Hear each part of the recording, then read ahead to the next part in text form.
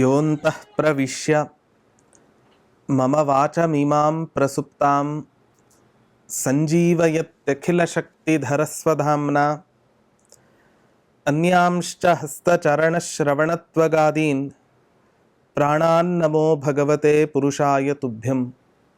ಪೂಜ್ಯಾಯ ರಾಘವೇಂದ್ರಾಯ ಸತ್ಯಧರ್ಮರತಾಯ ಚ ಭಜತಾಂ ಕಲ್ಪವೃಕ್ಷಾಯ ನಮತಾಂ ಕಾಮಧೇನವೇ.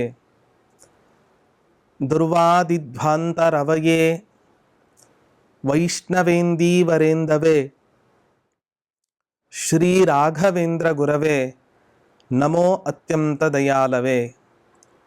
ತಪಸ್ವಾಧ್ಯಾಯ ಶುಶ್ರೂಷಾ ಕೃಷ್ಣ ಪೂಜಾ ರತಂ ಮುನಿಂ ವಿಶ್ವೇಶಭಿಷ್ಟದಂ ವಂದೇ ಪರಿವ್ರಾಟ್ ಚಕ್ರವರ್ತಿನಂ.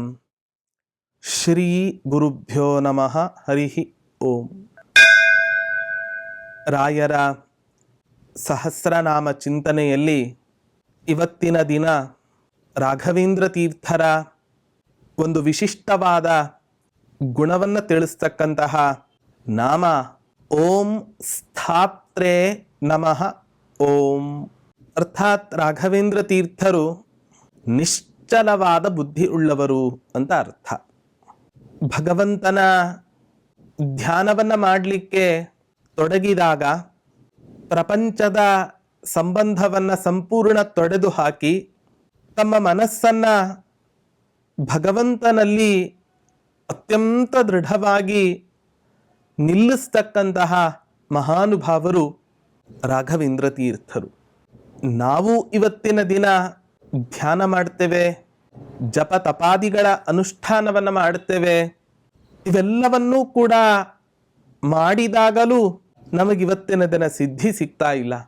ರಾಯರಂಥ ಮಹಾನುಭಾವರಿಗೆ, ಅಪರೋಕ್ಷ ಜ್ಞಾನಿಗಳಿಗೆ ಮಾಡಿದ ಪ್ರತಿಯೊಂದು ಕರ್ಮದಲ್ಲಿಯೂ ಕೂಡ, ಮಾಡಿದ ಪ್ರತಿಯೊಂದು ಕೆಲಸದಲ್ಲಿಯೂ ಕೂಡ ಅವರಿಗೊಂದು ಸಿದ್ಧಿ ಇದೆ, ಯಶಸ್ಸು ಸಿಗುತ್ತಾ ಇದೆ. ಇದಕ್ಕೇನು ಮುಖ್ಯ ಕಾರಣ ಅಂತ ಆಲೋಚನೆ ಮಾಡಿದಾಗ ರಾಯರ ಆ ನಿಷ್ಠೆ ನಮ್ಮಲ್ಲಿ ಇವತ್ತಿನ ದಿನ ಇಲ್ಲ. ನಾವು ಜಪ ಮಾಡಬೇಕಾದ್ರೆ ಅಥವಾ ಪೂಜೆ, ಧ್ಯಾನ ಇವೇ ಮೊದಲಾದವುಗಳನ್ನು ಅನುಷ್ಠಾನ ಮಾಡಬೇಕಾದ್ರೆ ನಮ್ಮ ಮನಸ್ಸು ಒಂದು ಕಡೆ ಯಾವತ್ತೂ ಕೂಡ ದೃಢವಾಗಿ ನಿಂತುಕೊಳ್ಳಲಿಕ್ಕೆ ಸಾಧ್ಯ ಆಗ್ತಾ ಇಲ್ಲ. ನಮ್ಮ ಮನಸ್ಸು ದೇವರ ಮನೆಯಲ್ಲಿ ಇದ್ದಾಗಲೂ ಕೂಡ ಜಗತ್ತಿನ ಹತ್ತಿರವೇ ಇರುತ್ತೆ.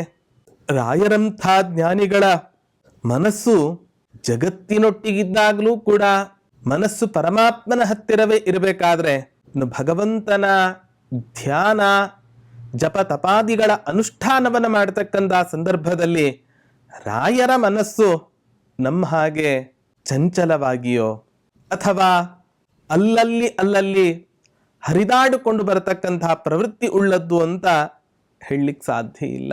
ಭಾಗವತದ 9ನೇ ಸ್ಕಂಧದಲ್ಲಿ ಬರತಕ್ಕಂಥ ಒಂದು ಮಾತು, ವಚಾಂಸಿ ವೈಕುಂಠ ಗುಣಾನು ವರ್ಣನೆ ಮುಕುಂದ ಲಿಂಗಾಲಯ ದರ್ಶನೇ ದೃಶವು. ಭಗವಂತ ನಮಗೆ ಮಾತುಗಳನ್ನು ಕೊಟ್ಟಿದ್ಯಾಕೆ? ಪರಮಾತ್ಮನ ಅಗಮ್ಯವಾದ ಮಹಿಮೆಗಳನ್ನು ವರ್ಣನೆ ಮಾಡಿ ಜನರಿಗೆ ತಿಳಿಸೋದಕ್ಕೋಸ್ಕರ, ತನ್ನ ಜೀವನದಲ್ಲಿ ಅನುಸಂಧಾನವನ್ನು ಮಾಡಿಕೊಳ್ಳೋದಕ್ಕೋಸ್ಕರ. ಭಗವಂತ ನಮಗೆ ಕಣ್ಣುಗಳನ್ನು ಕೊಟ್ಟಿದ್ದು ಅವನ ಪೂಜೆಯನ್ನು ಕಣ್ತುಂಬಿಕೊಂಡು ಮನಸ್ಸು, ಅಂತರಂಗ ಅತ್ಯಂತ ಪರಿಶುದ್ಧ ಆಗಬೇಕು ಅನ್ನೋದನ್ನ ತಿಳಿಸೋದಕ್ಕೋಸ್ಕರ ಭಗವಂತ ಇವತ್ತಿನ ದಿನ ನಮಗೆ ಕಣ್ಣನ್ನು ಕೊಟ್ಟಿದ್ದಾನೆ. ಯಾವಾಗ ನಮ್ಮ ಮಾತು, ಕೃತಿ, ನಡೆ, ನುಡಿ ಇವೆಲ್ಲವೂ ಕೂಡ ಒಂದೇ ಆಗತ್ತೋ ಆಗ ನಮ್ಮ ಮನಸ್ಸು ನಿಶ್ಚಲವಾಗಿ ಒಂದು ಕಡೆ ಬೇರೂರ್ಲಿಕ್ಕೆ ಸಾಧ್ಯ ಆಗತ್ತೆ.